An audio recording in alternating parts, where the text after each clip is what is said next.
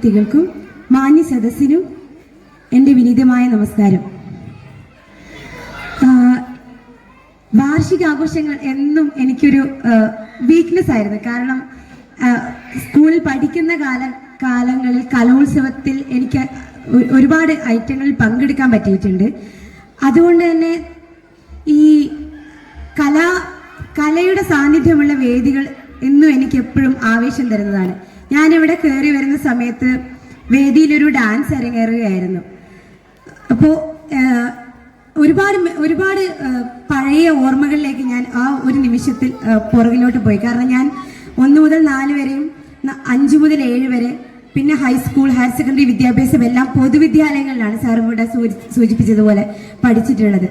പല CBSE സ്കൂളിൽ പഠിച്ചിട്ടുള്ള എൻ്റെ കൂട്ടുകാരൊക്കെ പറയുമായിരുന്നു, ഈ പൊതുവിദ്യാലയങ്ങളിൽ അല്ലെങ്കിൽ ഗവൺമെന്റ് സ്കൂളുകളിൽ അല്ലെങ്കിൽ പൊതുവിദ്യാലയങ്ങളിൽ കുട്ടികൾക്ക് കിട്ടുന്ന കലാപരമായ അല്ലെങ്കിൽ അവരുടെ എക്സ്ട്രാ കരിക്കുലർ ആക്ടിവിറ്റീസ് തെളിയിക്കാൻ പറ്റുന്ന അവസരങ്ങൾ CBSE സ്കൂളിലും ICSE സ്കൂളിലൊന്നും കിട്ടാറില്ല എന്നുള്ളത്. അത് വളരെ ഉപകാരപ്രദമായി ആസ്വദിച്ച ഒരു വ്യക്തി അല്ലെങ്കിൽ ഒരു വിദ്യാർത്ഥി, ഒരു പൂർവ്വ വിദ്യാർത്ഥി എന്ന നിലയ്ക്ക് എനിക്കത് വളരെ അഭിമാനത്തോടെ പറയാൻ പറ്റും. അത് നിങ്ങൾക്ക് ഉറപ്പ് തരാനും പറ്റും. അത് ഒരു കുട്ടിയുടെ മാത്രം പരിശ്രമവും അല്ല. ഒരു വിദ്യാർത്ഥി ഒരു കലയ്ക്കോ അല്ലെങ്കിൽ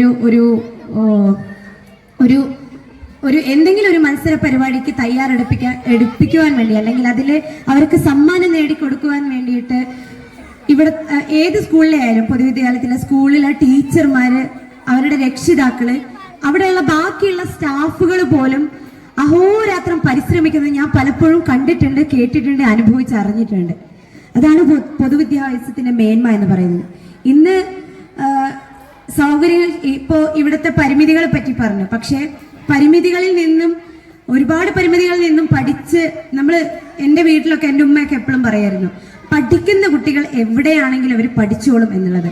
നമ്മൾ അവർക്കുള്ള മാനസികമായിട്ടുള്ള പിന്തുണ കൊടുത്താൽ മതി. അതിവിടെ ഇതുപോലത്തെ സ്കൂളുകളിൽ കിട്ടുന്നുണ്ടെന്നാണ് എൻ്റെ വിശ്വാസം. എനിക്കത് ഉറപ്പ് തരാൻ പറ്റും. പിന്നെ അതേപോലെ സൗകര്യങ്ങളിലാണെങ്കിൽ ഇന്ന് പൊതുവിദ്യാഭ്യാസം ഒരിക്കലും പിന്നിലല്ല. ഇപ്പോൾ നിങ്ങൾക്കറിയായിരിക്കും, നടക്കാവ് ഗേൾസ് ഹൈസ്കൂൾ ഒരു ഗവൺമെന്റ് സ്കൂളാണത്. അവിടെ ഇല്ലാത്ത സൗകര്യങ്ങളില്ല. ഇന്റർനാഷണൽ റെക്കഗ്നീഷൻ വരെ കിട്ടിയിട്ടുള്ള സ്കൂളുകളാണ്. അപ്പോൾ അത്രയും മറ്റു പബ്ലിക് അല്ലെങ്കിൽ സ്വകാര്യ വിദ്യാഭ്യാസ സ്ഥാപനങ്ങള് ഒട്ടും പുറകിലല്ല നമ്മുടെ വിദ്യാഭ്യാസ സ്ഥാപനങ്ങളിൽ എനിക്ക് ഉറപ്പ് തരാൻ പറ്റും.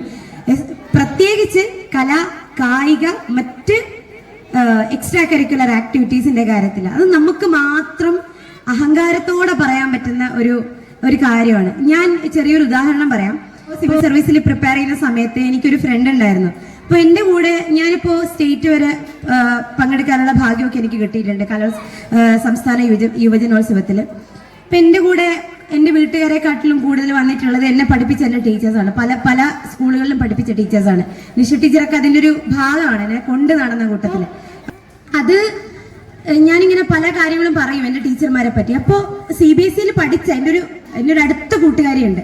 അവൾ എൻ്റെ അടുത്ത് ഇങ്ങനെ ചോദിക്കും, നിങ്ങളുടെ ടീച്ചേഴ്സൊക്കെ ഇങ്ങനെയൊക്കെ ചെയ്യുമോ?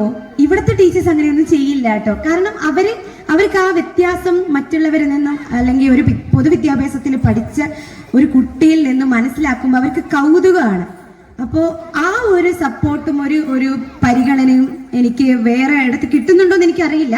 പക്ഷെ മറ്റുള്ളിടത്ത് കിട്ടുന്നുണ്ടോ ഇല്ലയോ എന്നുള്ളതിനേക്കാൾ ഉപരി ഇതുപോലെയുള്ള സ്കൂളുകളിൽ പഠിക്കുമ്പോൾ നമുക്കത് കിട്ടും എന്ന കാര്യത്തിൽ ഉറപ്പ് തരാൻ പറ്റും. പിന്നെ എന്നെ പഠിപ്പിച്ച ടീച്ചേഴ്സ്, എല്ലാ ടീച്ചേഴ്സിനും ഒത്തിരി ക്വാളിറ്റീസ് ഉള്ളത് കൊണ്ടാണ് നമ്മൾ സിവിൽ സർവീസ് എന്ന് പറയുന്നത് ഒരിക്കലും ഒരു 4 വർഷം കൊണ്ട് പ്രിപ്പയർ ചെയ്തിട്ടുള്ള വിവരം മാത്രം വെച്ച് പാസ്സാവാൻ പറ്റുന്ന ഒരു പരീക്ഷയല്ല.